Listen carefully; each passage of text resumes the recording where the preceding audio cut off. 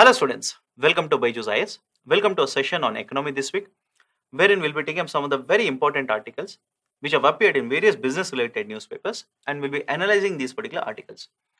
For this particular time period, the dates from which articles have been chosen are from 31st August to 6th September 2020 and the articles are from Business Line, Hindu, Business Standard, Indian Express and Limelight. Let's begin the discussion. The first article is related to contraction in the Indian economy. And if you see, I've not given the article from any particular newspaper because this was covered in every newspaper in India. So let's have a brief discussion on the concept of what is this idea of a contraction of an Indian economy. Please understand, economy here basically means the value of GDP, gross domestic product. And GDP is nothing but the market value of goods and services which are produced for a specific time period in a specific territory. Is it okay? I'll repeat it. GDP stands for the total market value of goods and services which are produced for a specific time period for a specific territory. And the discussion that is concentrated here will be on Indian economy. Now have a look at this. For the first quarter in the current fiscal, that is the financial year 21, Indian economy shrank by 23.9%. We are using the term shrinking here, or else we'll also use another term contraction.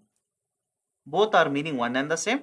In simple terms, it means when I compare the value of a GDP in the first quarter of financial year 21 compared to the first quarter of a previous fiscal, we'll compare always with the same quarter in the previous fiscal like this. The Indian economy or the value of Indian economy has shrunk by 23.9%. That is the meaning of this particular term. Now, what is the reason why there has been a shrinking? But before that, how GDP is measured? Only then you will understand the importance of these two representations. GDP is measured under three heads. These are one, production method. Second one is income method. And the third one is expenditure method. In case of a production method, we basically consider the total value of a production. That is the quantity of a production into the market prices of goods. That will give you GDP through production method. Second, income method, sum total of all the factor incomes generated in India. I repeat, sum total or the total value of all the factor incomes generated in India will give you GDP through income method. And the third one is GDP through expenditure method. That is the total expenditure done on consumption by government, household, as well as the companies. Firms or companies. From this, we exclude the value of imports are done and we add the value of exports are done from India. This will give you GDP through expenditure method. Now, next point, although there are three methods, please note it down. In India, we do not calculate GDP through income method. Rather, we calculate GDP through production as well as expenditure method. Is it okay? I repeat it. Although there are three methods to calculate GDP, and remember this, any method that is used, the value will always remain the same. That is GDP through expenditure, income, and the production method. The value of GDP always will come the same. The problem is that in case of India, we don't calculate GDP through income. Rather, we go for production and expenditure. And who calculates it? It is the NSO, National Statistical Office, which will calculate GDP numbers and give it. Next very important point. In case of India, till 1996, we had no practice of providing GDP data quarter-wise. Is it okay? Every financial year will have 4 quarters. We had no practice of providing GDP data for quarters. From 1996, we have started the practice of providing GDP growth or GDP data quarter-wise. That is another very important point you will have to remember. Next point. Last time the Indian contracted so much was back in their 1979-80. Or in simple terms, contraction happened in 1979-80. After that, we have been seeing a slowdown or a positive higher GDP growth rate.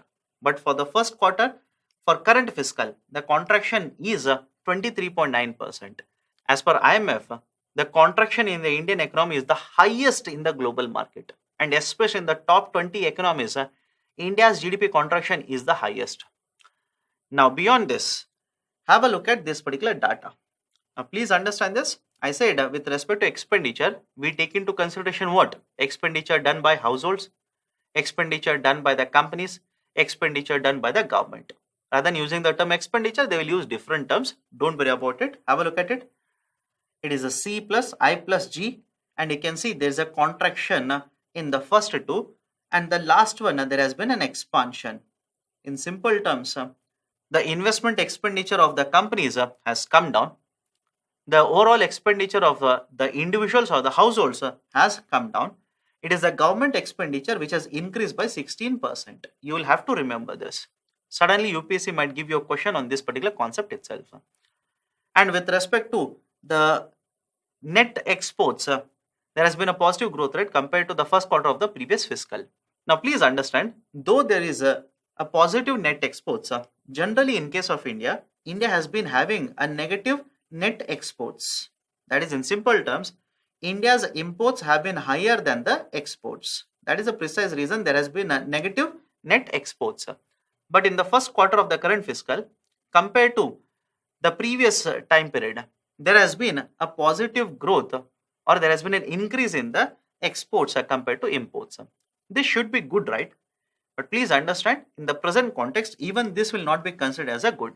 For a simple reason, India imports raw materials, intermediate goods, and final goods. And the problem with this particular number is that the imports have come down by a huge margin. And when imports have come down in India, it also is an indicator that Indian economy, there is a slowdown in aggregate demand, or there is a very, very low aggregate demand for goods and services. That is another piece of information you will have to remember. On the other side, the production value method, these are the 8 sectors which are taken into consideration. One outlier out of the 8 sectors has been the agriculture sector, which has registered a positive growth rate of 3.4%, but rest of the 7 sectors which are here, which are basically part of primary, secondary, and tertiary sector, there has been a negative growth registered, and the highest negative growth rate has been registered in the construction, followed by trade, hotels, transport, communication services related to broadcasting, followed by manufacturing. So these are some of the very, very important points related to the contraction in the Indian economy. And beyond this, you need to understand many more concepts. And in detail, this particular issue of contraction in the Indian economy has been discussed in the separate video, and we'll be uploading that particular video. Have a look at it. Now, based on this particular discussion, let me ask you certain questions here. In the context of the recent contraction reported for the first quarter in the Indian economy, which of the following statements are true? The expenditure of the government has increased. Yes, we have seen compared to the same time period in the first quarter, the expenditure of the government has increased by 16%. India has been the net exporter. Even this particular point is true. Both the statements are true. Right option will be option C. Both are true. Next, consider the following statements. The quarterly growth data is published since independence. No, we started post 1996. The term contraction refers to decline in the value of a GDP or output for a specific time period. We have discussed this. Contraction specifically means that only. So second statement true. Option B is true. Let me go to the next article with respect to GST. Before going to what reforms have been suggested, it is important to ask why these particular reforms are being suggested right now. This is what is happening in the GST arena in the recent times. Government, when they signed this particular idea or brought into force the idea of a GST, they promised compensation to the states. And very recently it has been seen that central government is saying the compensation which has to be paid to the states, full compensation will not be paid by the center. I repeat, the overall compensation as per the calculation which has been given by the government itself comes at around 3 lakh crore rupees or 3 trillion rupees. But Government of India says all of this particular revenue shortfall, which is to be provided in the form of a compensation, is not because of implementation of GST. They are using the concept of act of God or force majeure, and this particular clause usually is present in commercial agreements. Means imagine me and you have entered into an agreement, commercial agreement. Both are private sector entities. But when we enter into an agreement, in the agreement we will also include this particular clause, which basically says in certain situations, this particular agreement may not be fulfilled. And one such situation is a force majeure or act of God. So under the concept of act of God, the government of India is saying that the 3 lakh crore rupees, which is a revenue shortfall, all of this amount will not be paid by the government. What government of India has done is, out of these 3 lakh, it has divided this into two components. It is a 1.62 lakh crore rupees in the form of a revenue shortfall because of GST implementation, and remaining 1.38 lakh crore rupees, it is accounting for act of God. That is in simple terms, because of pandemic, this is the revenue shortfall. And the argument of the government is that we will give you compensation only for this and not for this. And within this also, again, you will have to remember two numbers. Out of this particular 1.62 lakh crore rupees, for this year, GST cess collected will be somewhere in the range of 65,000 crore rupees. So actual revenue shortfall as per the calculation will be 97,000 crore rupees. Now have a look at this. Government of India says the states have two options. One, go for this particular option wherein anyways I am going to get 65,000 crore GST cess and revenue shortfall is how much? 97,000 crore rupees. We will open a special window under RBI wherein the states can borrow. And the interest on this and the principal on this will be paid by Government of India. There is another option. You can go for borrowing of 2.35 lakh crore rupees. That is, out of 3 lakh crore rupees, we will subtract the compensation cess which will be collected this year. The difference will be how much? 2.35 lakh crore rupees. States can go to market, borrow from the market. The central government will pay the principal back. That is, whatever is the principal, that will be paid by the central government. But the interest has to be paid by the states. So these are the two options which have been given by the center to the states. And majority of the states have already opposed it. And some of the states are coming on board with respect to the first option. So the argument here is, if center has promised a compensation to the states for a period of 5 years, that is till 2022, when this particular promise was made, there was no mention of act of God. There was no mention of differentiating this particular revenue shortfall into GST-led revenue shortfall and a shortfall because of act of God. So this is as good as central government breaking its promise in payment of the compensation. And various state governments have opposed it, saying that this will dent the relationship between center and state. And the GST Council model was heralded as one of the prime examples of cooperative federalism in the recent times. And various experts were saying the model of GST Council should be taken to address the trade relations or any kind of issues between center and state and amongst the states. So with this particular introduction of act of God, the relationship between center and states are on the turmoil. Now beyond this, what has been discussed in the article? In the article, they discuss that since we have completed 3 years of GST, even today, there have been certain issues in the GST. So there is a need to introduce better reforms in the GST. That is what they are referring to as GST 2.0. Now to prove their point, they have taken the example of Australia. And they have said that in case of Australia, the implementation of GST has been very, very efficient. And this particular model of a GST has functioned very well in case of Australia. And one reason that they have cited is that Australia has a single rate of a GST. For the last 2 decades, the rate of GST in case of Australia has been 10%. In case of India, we have got multiple slabs. So what has to be done? The article says that India has to reduce the multiple slabs into one slab of 12%.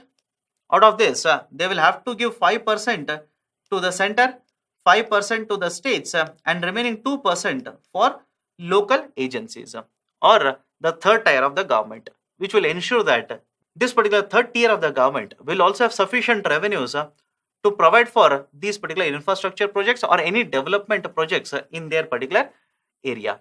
So this is one very important recommendation which has been provided in this particular article apart from the discussion on the compensation. Next article is related to FTA review. Please understand, India has signed multiple free trade agreements with multiple trading partners. But in the recent times, these particular FTAs which have been signed are under lens. For a simple reason, as per a report of Niti Aayog, it has been stated that the benefits which are generated from these particular FTAs have been much more by other trading partners compared to India. That is, yes, India has got a benefit out of this FTA. So has been the case of other trading partners with which India signed the FTAs. But the benefits which are earned, benefits which are generated for other trading partners have been much higher compared to that in case of India. To prove the point, they have given this particular data with respect to India's FTA with ASEAN. And if you can see this particular data, you will realize that the imports from ASEAN into India have been increasing. Again, don't worry about 2019 and 20 and after that, for a simple reason, because of a certain trade issues, because of the trade war and the recent pandemic. Obviously, from 1920, 2021, trade will be affected. But if you can see much before that, the imports from ASEAN to India have been continuously increasing. Exports have been dwindling, but essentially again, there has been a certain improvement. But the problem is, if you see the difference of the trade, the total trade has been increasing, but the trade deficit has been increasing for India. So that has been one very important issue which has been raised by various experts. Citing this, very recently, the Commerce Minister has discussed looking into these particular FTAs with the ASEAN trade members. That is, the government of India is stating that they want to review this particular implementation of a FTA and make certain changes which will provide benefit to Indian traders. Now, apart from this, one factual piece of information that has been provided is that India signed FTA with the 10 member Asian bloc, and this particular FTA came into force from 1st January 2010. So please make a note of this. Suddenly this could be asked in the UPSC exams. Now, based on this, I've given a question here. India has a FTA with ASEAN effective from 2015. Wrong. It is from 2010. Of the ASEAN members, India has the highest bilateral trade with Singapore. As per the information given here, India has the highest trade with Indonesia, Singapore. But if you see the overall trade, that is bilateral trade, Singapore's trade with India, that is bilateral trade, is the highest. The total number would be somewhere in the range of 23 billion compared to the bilateral trade with Indonesia, which comes at around 50 plus 4, $19 billion. So, as per the information given here, as per the recent information, the bilateral trade with Singapore is the highest out of ASEAN members. So, second point is true. Right option will be option B. Only second statement is true. Again, one more very important term which is there in the newspapers here. The term rules of origin appearing in the newspaper refers to. Because this is another very important point of contention between India and ASEAN FTA. So please understand, rules of origin basically is a criteria. It's a guideline which is imposed by importing country. Let me take an example, you will understand. India is importing commodities from various countries, let's say X, Y, Z. Now, if imports are coming from these particular countries into India, Government of India wants to know where these particular products are originated from. Because it may so happen that, let's assume a manufacturer in country X or a trader in country X, he will get his imports from another country A, simply add some value and export it into India. So I want to find out where this particular product actually originated from. That particular rule is called as the rules of origin. And please remember, very recently Government of India has been imposing these particular rules of origin in many of the sectors in India. For example, e-commerce companies. So what is the meaning of rules of origin? It is the criteria used to determine the national source of the product. That is the right option. So right option will be option C. Another question here. Which of the following is or are the objectives of enforcing rules of origin? A basic objective of enforcing rules of origin is, if government is procuring certain items, commodities from the market, government wants to know from which country this particular product originated from. That is the first objective. Second, government would want to impose a certain duties, certain charges or levies on the products based on where the product is actually originating from. Third, if government wants to find out what is the true picture of a trade between itself with other trading partners. Then also it wants to know where the product is actually originating from. And if Government of India wants to provide, let's say, most favored nation tag or status or preferential treatment, then also for that government will impose the idea of rules of origin. Now, based on this particular discussion, let's look at the points here. To implement anti-dumping duties and safeguard measures, definitely yes. For that, government would want to impose rules of origin. To determine whether imported products shall receive most favored nation treatment or preferential treatment, for that also government generally imposes rules of origin. So the right option will be option C. Both are true. Next article is related to recovery in the economy. Now we all know that there is a problem with respect to GDP growth rate, and we have already established the fact that Indian economy has shrunk by 23.9%. Now argument given in the article is, everywhere the experts keep on saying that government needs to revive growth, and one of the ways that is recommended to revive the growth rate is, they say that, increase the aggregate demand in the market.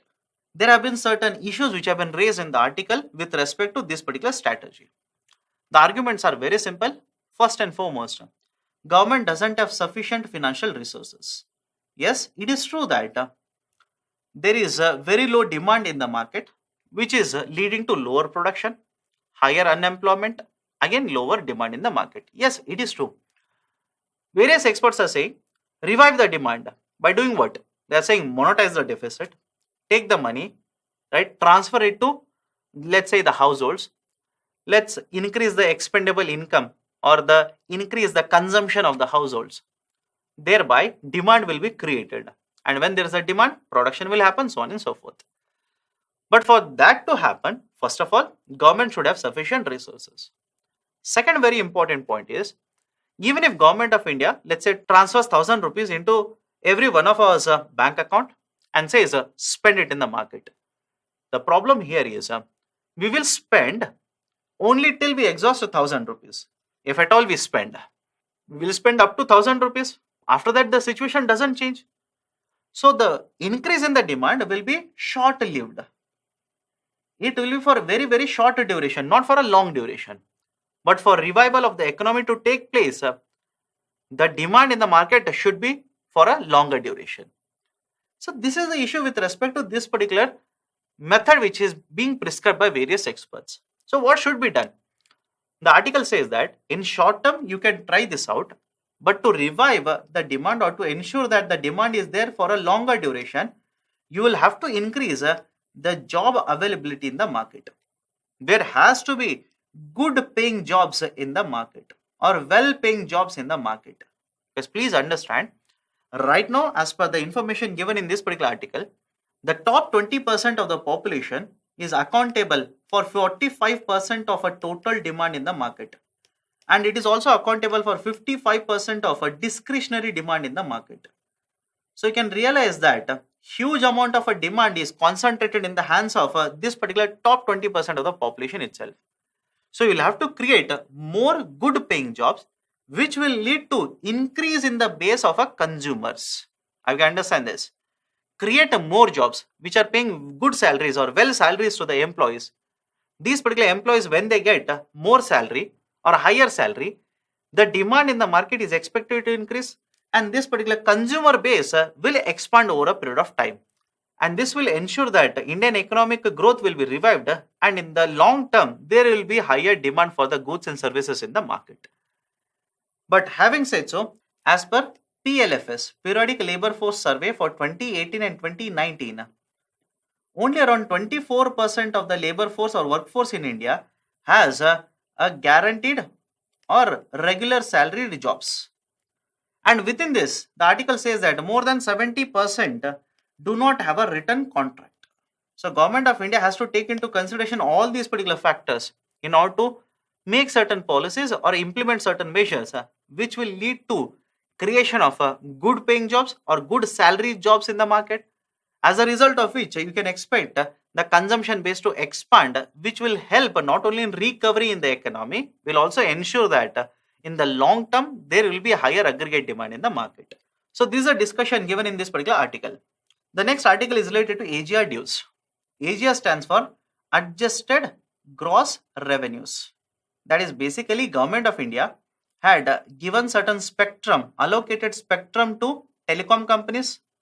Again, although I'm using telecom companies, there are many more other companies which have got access to this particular spectrum. But let's be focused to telecom companies.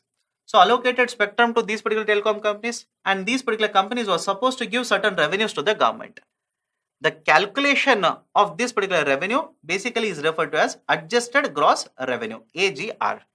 So the contention in nutshell is the methodology to calculate AGR for government is different compared to the telecom companies. Hence, there was a dispute between both these particular stakeholders, and this particular issue went to Supreme Court. And last year, Supreme Court of India stated that the methodology which was calculated by the Government of India is correct, and this particular AGR dues which are yet to be paid by the telecom companies should be paid within 3 months. Now, this particular judgment has to be seen in the background of the fact that the telecom sector in India is undergoing a churning process. There is a lot of volatility in this particular sector. Entry of the Jio company, the reduction in the prices of many of these particular companies. The companies or many of these particular companies entered into losses, and many of them, because of a Supreme Court judgment earlier with respect to 2G spectrum, had to shut down their shop. So in this context, where the revenues of the telecom companies were dwindling very, very weak, the Supreme Court of India comes out with a judgment and says within 3 months, all the dues will have to be paid by the telecom companies. And the dues were running into lakhs and lakhs of crores of rupees for these particular telecom companies. And the concern which was raised by various experts is if this particular judgment is enforced, then some of these particular telecom companies will have to shut down shop. For example, the most important company which was caught up in the AGR dues is Vodafone Idea. And experts say that if this particular company is also shut down and other companies are affected, then we are basically moving towards the duopoly situation in telecom sector in India, wherein Reliance will be having a command position in the market. Some of the other market will be acquired by Airtel. Then there is a BSNL which is suffering because of non-performance, and Vodafone Idea which will be shut down because of this particular order of the Supreme Court. Now, after this particular order was issued, the Government of India approached the Supreme Court and submitted that these particular telecom companies should be given a time period of 20 years to make the payment of adjusted gross revenues. And very recently, Supreme Court of India stated that rather than giving a time period of 20 years, these particular companies will be given a time period of 10 years. And within 10 years, the AGR dues must be submitted or given back to the government.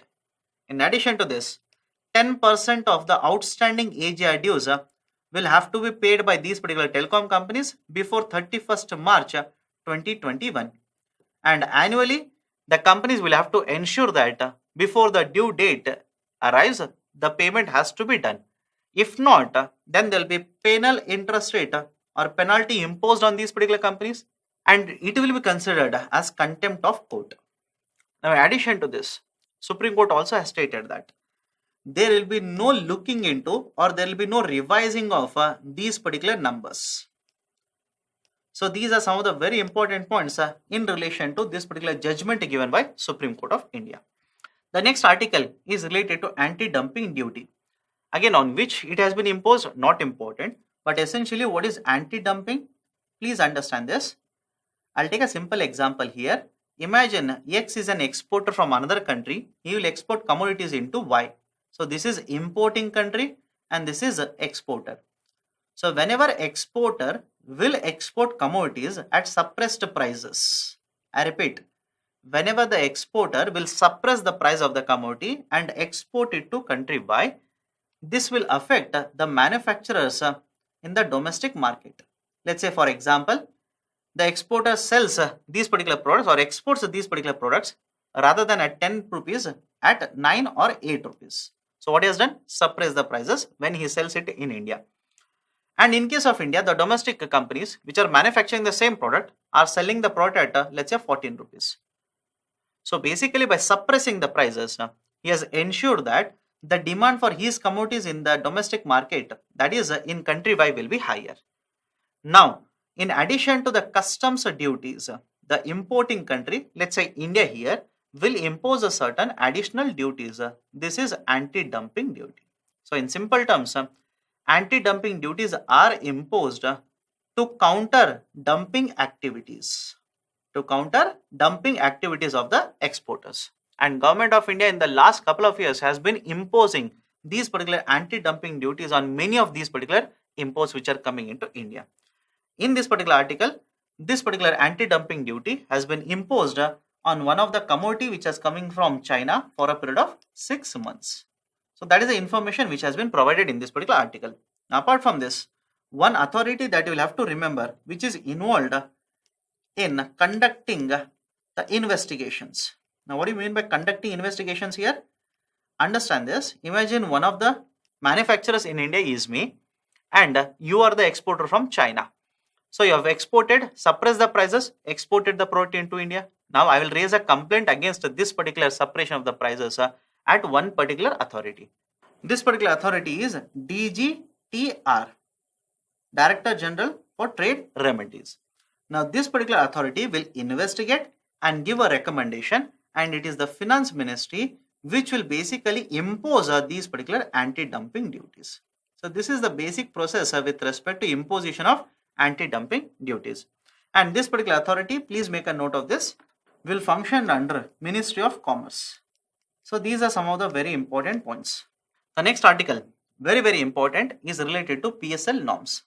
PSL stands for Priority Sector Lending. Now, what is the meaning of this? This is one of the very important measures which has been implemented by RBI, Reserve Bank of India. Or else at the higher level, we will divide the monetary policy tools into two heads: general tools, specific tools. Or else these are also referred to as quantitative and qualitative. And the idea of priority sector lending is a part of the qualitative set of tools, specifically under rationing of credit. Now, what is PSL? Priority sector lending, what does it mean?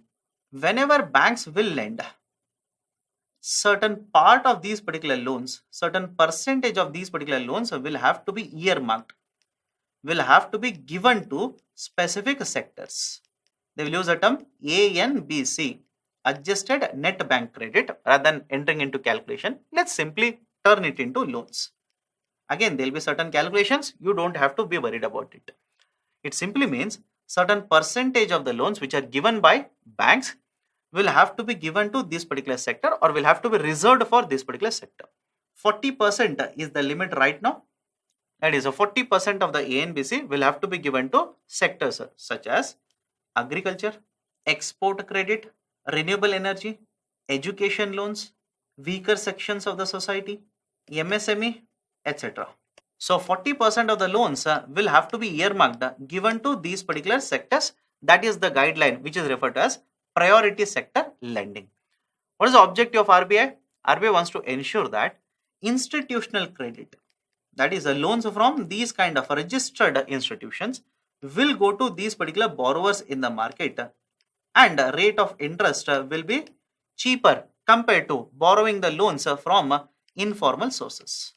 That is the whole objective.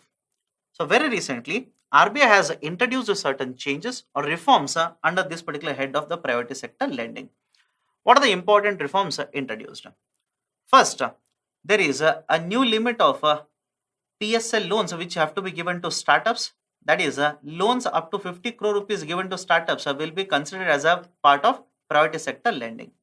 Second, RBI has identified certain districts where the penetration of the credit under PSL is higher, and has also identified certain districts where penetration of a PSL is comparatively very low. Now, RBI wants the banks to reduce their exposure in these particular districts where penetration is higher, and increase the exposure of a PSL, or in simple terms, give more loans under PSL in these particular districts where penetration of PSL is lower. And if the banks do that, then RBI will be giving certain incentive to these particular banks. And as per the data given by RBI, the districts where credit penetration is very high, the number is 205 districts, and the districts where credit penetration is very low or credit deficient districts are 184 in number. In addition to this, RBI has stated that the credit exposure or the loans which are given to renewable energy projects will be doubled to 30 crore rupees, plus the credit to weaker sections, which is 10% right now, will be increased to 12% by 2024 or financial year 24. So these are some of the very important changes which have been introduced by RBI under the concept of priority sector lending. So these are some of the very important articles as well as the questions related to these particular articles for this particular time period. Thank you. Have a good day.